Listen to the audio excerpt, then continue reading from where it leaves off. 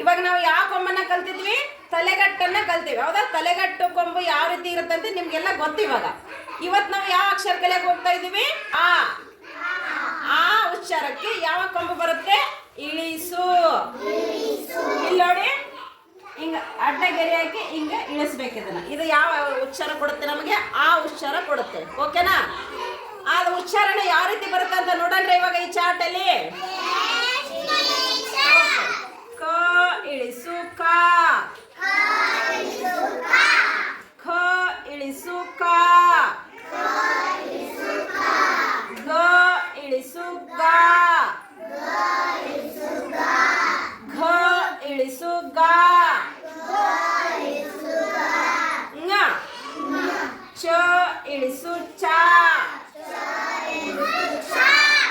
ಛ ಇಳಿಸು ಛ, ಶ ಇಳಿಸು ಶ, ಶ ಇಳಿಸು ಶ,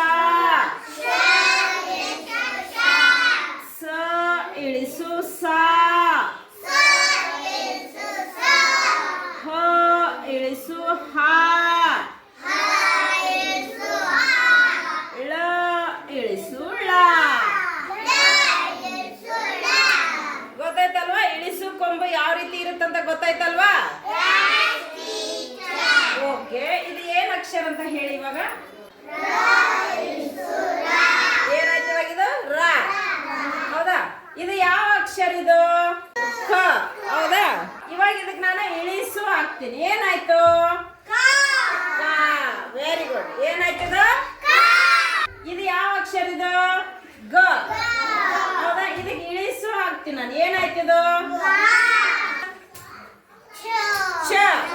ಇದಕ್ಕೆ ಇಳಿಸು ಕೊಂಬ ಹಾಕ್ತೀನಿ ನಾನು. ಏನಾಯ್ತು ಇವಾಗ? ಇದು ಓಕೆ. ಇದಕ್ಕೆ ಇಳಿಸು ಹಾಕಿದ್ರೆ ಏನಾಯ್ತು ಇವಾಗ?